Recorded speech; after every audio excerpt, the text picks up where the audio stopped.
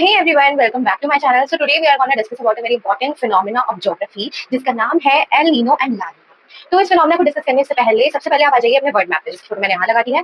तो इस world map में आप देख सकते हैं कि जो पैसिफिक ओशियन है उसका बेसिकली जो वेस्ट साइड है वहाँ पे इंडोनेशिया और ऑस्ट्रेलिया है, वहीं उसके ईस्ट साइड पे क्या पड़ रहा है, साउथ अमेरिका पड़ रहा है। ठीक है, ये फिनोमेना बहुत इंपॉर्टेंट है, स्पेशली ये जो वर्ल्ड मैप है ये बहुत इंपॉर्टेंट है। अगर आपको ये क्लियर हो गया तो आप सब क्लियर कर। ठीक है, सो लेट्स स्टार्ट। पहले तो पैसिफिक ओशन जैसा मैंने बताया कि उसके वेस्ट में पड़ेगा इंडोनेशिया और ईस्ट में पड़ेगा पेरू चाइना यानी कि साउथ अमेरिका। ठीक है, तो साउथ अमेरिका पड़ेगा ईस्ट में और वेस्ट में पड़ेगा इंडोनेशिया। ओके, तो अब यहाँ पे क्या होता है कि हम सबको पता है कि विंड्स ट्रैवल करती है ना। कौन सी विंड्स ट्रैवल करती है? परमानेंट विंड्स ट्रैवल करती है। अब यहाँ पे कौन सी परमानेंट विंड ट्रैवल करती है? तो यहाँ पे ट्रेड विंड्स ट्रैवल करती हैं। और ट्रेड विंड्स हमेशा कौन सी डायरेक्शन में फ्लो करती हैं? ईस्ट से वेस्ट की डायरेक्शन में। वैसे सारी जो विंड्स होती है वो हमेशा ईस्ट से वेस्ट की डायरेक्शन में ही फ्लो करती हैं, बट जो वेस्टर्लाइज विंड होती है वो भी एक परमानेंट विंड है। वो ही सिर्फ एक ऐसी विंड है इकलौती जो वेस्ट से ईस्ट की डायरेक्शन में फ्लो करती है।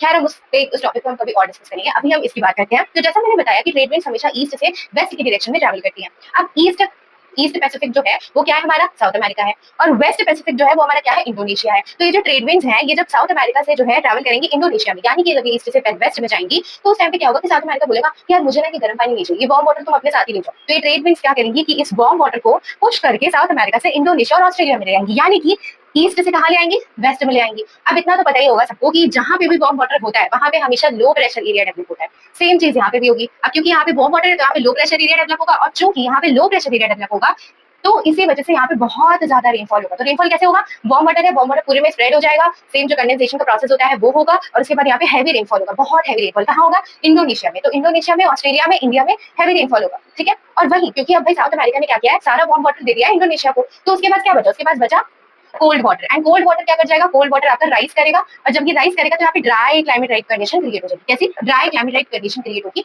क्योंकि यहाँ पे कोल्ड वाटर है, इसलिए यहाँ पे हाई प्रेशर डेवलप होगा। फिनोमेना आपका यही है। अब इसमें आता है एल नीनो और ला नीना। ठीक है, एल नीनो का मीनिंग होता है द बॉय। ये एक स्पेनिश वर्ड है जिसका मीनिंग होता है द बॉय। अब जो कंडीशंस हम लोगों ने ऊपर पढ़ी थी वो सारी कंडीशंस को आप रिवर्स कर दो, बस वही हो जाएगा एल नीनो। तो बेसिकली क्या होगा कि ट्रेड विंड्स आपकी ट्रैवल कर रही थी ईस्ट से वेस्ट की डायरेक्शन में, बट चूंकि अब यहाँ पे एल नीनो लग चुका है तो इसलिए ट्रेड विंड्स ट्रैवल करेगी वेस्ट से ईस्ट की डायरेक्शन में। ठीक है, वो अब उल्टा ट्रैवल करेगी। ओके, वार्म वाटर कहाँ होगा? अब चूंकि जब आपका ईस्ट से वेस्ट की डायरेक्शन में ट्रेड विंड्स ट्रैवल करी थी तो वार्म वाटर उस टाइम पे किसके पास था? साउथ अमेरिका के पास था, राइट? उसी ने तो धक्का देके बोला कि भाई ये वार्म वाटर ले जाओ, है ना, उसने बोला ऐसा। अब यहाँ पे क्योंकि ये वेस्ट से ईस्ट की डायरेक्शन में ट्रैवल करी तो वार्म वाटर कहाँ होगा? इंडोनेशिया के पास होगा। इंडोनेशिया, ऑस्ट्रेलिया और इंडिया के पास। अब इंडोनेशिया बोलेगा वार्म वाटर तुम साउथ अमेरिका को दे दो। ओके, तो वार्म वाटर इंडोनेशिया से साउथ अमेरिका चला जाएगा। तो साउथ अमेरिका जब जाएगा तो जिसके पास वार्म वाटर था वहां पे क्या हो रहा था? वहां पे रेनफॉल, हैवी रेनफॉल हो रहा था। यहाँ पे भी सेम कंडीशन है, जिसके पास वार्म वाटर आएगा वहां पे हैवी रेनफॉल होगा, और वहां पे कैसा प्रेशर एरिया डेवलप होगा? वहां पे लो प्रेशर एरिया डेवलप होगा। उसी कि फिर हाई प्रेशर कहाँ डेवलप होगा? तो हाई प्रेशर उसके पास डेवलप होगा ना जिसके पास कोल्ड वाटर होगा। अब चूंकि इंडोनेशिया, ऑस्ट्रेलिया और इंडिया ने अपना सारा वार्म वाटर साउथ अमेरिका को दे दिया है, और इसी वजह से कोल्ड वाटर किसके पास रह जाएगा? और इंडोनेशिया, ऑस्ट्रेलिया और इंडिया के पास रह जाएगा।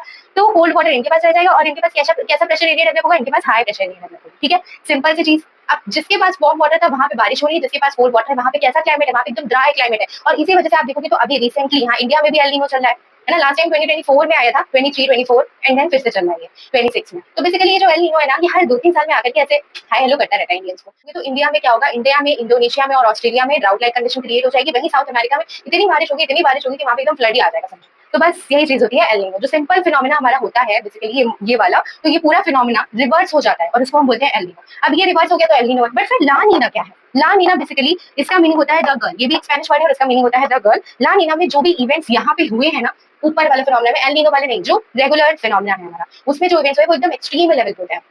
दैट मीन्स कि वेस्ट पैसिफिक में वार्म वाटर ही रहेगा, वेस्ट पैसिफिक में हैवी रेनफॉल ही रहेगा, बट वो रेनफॉल इतना हैवी होगा, इतना इंटेंस होगा कि इसकी वजह से फ्लड आ सकता है, उसकी वजह से साइक्लोन आ सकता है। तो इस तरीके की कंडीशंस होंगी आपकी इंडोनेशिया में, इंडोनेशिया, ऑस्ट्रेलिया और इंडिया में, यानी कि वेस्ट पैसिफिक में। वहीं अगर हम ईस्ट पैसिफिक की बात करें तो वहां पे सेम कंडीशन है, जो सिंपल फिनोमिना में, दैट इज ड्राई क्लाइमेट रहेगा, कोल्ड वाटर रहेगा, हाई प्रेशर एरिया रहेगा, लेकिन यहाँ पे क्लाइमेट बहुत एक्सट्रीम लेवल पे ड्राई हो जाएगा, बहुत ज्यादा ड्राई हो जाएगा। ठीक है, तो बस यही सिंपल सा फिनोमिना होता है आपका ला नीना का। अब यहाँ पे ला नीना, एल नीनो, ये सब तो इंपॉर्टेंट है, बट इसके साथ साथ हमारा जो इंडियन ओशियन है बेसिकली, वहां पे भी एक फिनोमिना होता है जिसको हम बोलते हैं इंडियन ओशियन डाइपोल मूवमेंट। तो बेसिकली ये जो डाइपोल मूवमेंट होता है ना, इससे एल नीनो को हम वीक कर सकते हैं, और ये चीज हुई भी है, तो इसके बारे में अब हम डिस्कस करते हैं। तो अब आते हैं हम लोग इंडियन ओशियन डाइपोल मूवमेंट पर।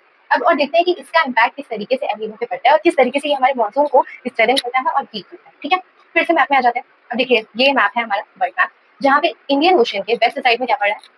तो इंडियन ओशियन के वेस्ट साइड में पड़ा है अफ्रीका।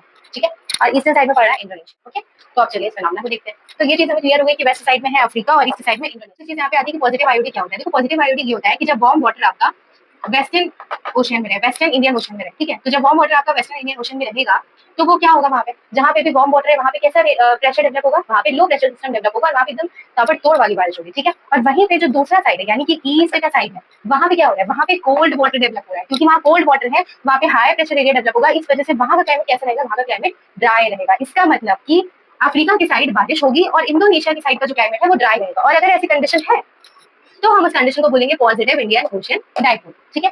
नेगेटिव में क्या होता है, नेगेटिव में बिल्कुल इसका रिवर्स हो जाता है। जैसे एल नीनो में क्या हुआ था, सिंपल फिनोमेना था, उसका हमने रिवर्स हो गया था एल नीनो में, उसी तरीके से नेगेटिव में इस फिनोमेना का रिवर्स हो जाएगा। रिवर्स में क्या होगा कि अब यहाँ पे वेस्ट इंडियन ओशन यानी अफ्रीका का जो साइड है वहां पे कोल्ड वाटर आ जाएगा, और वहां कोल्ड वाटर रहेगा तो वहां पे हाई प्रेशर डेवलप होगा और वहां पे बहुत ज्यादा ड्राई क्लाइमेट रहेगा। उसी जगह पे जो ईस्टर्न इंडियन ओशन है यानी कि इंडोनेशिया का साइड है, वहां पे जो है वार्म वाटर डेवलप होगा, और वार्म वाटर की वजह से कौन सा प्रेशर सिस्टम आएगा, तो लो प्रेशर सिस्टम आएगा और बहुत ज्यादा वहां पे बारिश होगी, इतनी बारिश होगी कि वहां पे फ्लड भी आ सकता है, ठीक है। तो ये आपका नेगेटिव इंडियन ओशन डाइपोल होता है। अब ये जो पॉजिटिव और नेगेटिव होते हैं ये दोनों मानसून पे क्या इम्पैक्ट डालते हैं। देखो पॉजिटिव जो है भाई वो पॉजिटिव है, तो इसलिए वो मानसून को क्या करेगा, स्ट्रेंथन करेगा, मतलब मौसम को और बढ़ावा देगा कि हाँ अच्छे से बारिश हो, ठीक है। वही नेगेटिव है तो भाई नेगेटिव है तो वो मौसम को कमजोर बना देगा कि नहीं अच्छे से बारिश नहीं होनी चाहिए। एग्जाम्पल के देखो, एग्जाम्पल के तौर पे आप 2019 का एग्जाम्पल लिख सकते हो। एक्चुअली 2019 में क्या हुआ था कि वहाँ पे एल नीनो की कंडीशन के साथ इंडियन ओशन डाइपोल मूवमेंट भी हुआ था, बट इसकी पॉजिटिव कंडीशन थी, पॉजिटिव एल नीनो की कंडीशन और पॉजिटिव कंडीशन थी। और जो पॉजिटिव इंडियन ओशन डाइपोल होता है ना वो एल नीनो के इफेक्ट को इंडियन मानसून में न्यूट्रलाइज कर देता है, ठीक है। हालांकि 2019 में जब ये चीज हुई थी तो सेम कंडीशन हुई थी यहाँ पे और इंडियन मानसून पे इफेक्ट पड़ा बारिश होना चाहिए उसके अकॉर्डिंग, उससे थोड़ा कम ही हुआ था। बट हाँ ये था कि एल नीनो भी था साथ में, तो एल नीनो के साथ पॉजिटिव आईओडी भी था, तो इसी वजह से पॉजिटिव आईओडी ने एल नीनो के इफेक्ट को कम कर दिया था, वरना बहुत ज्यादा प्रॉब्लम हो सकती थी। तो 2019 का आप एग्जाम्पल लिख सकते हो, ठीक है, ठीक है। तो यार thank you so much for watching my videos, और अगर थोड़ा बहुत भी आपको इन्फॉर्मेशन मिली, नॉलेज मिली हो तो लाइक कर देना और बाकी कमेंट करना, बताना कि नेक्स्ट टॉपिक कौन सा लेकर के आऊं, and do subscribe to my channel. Thank you.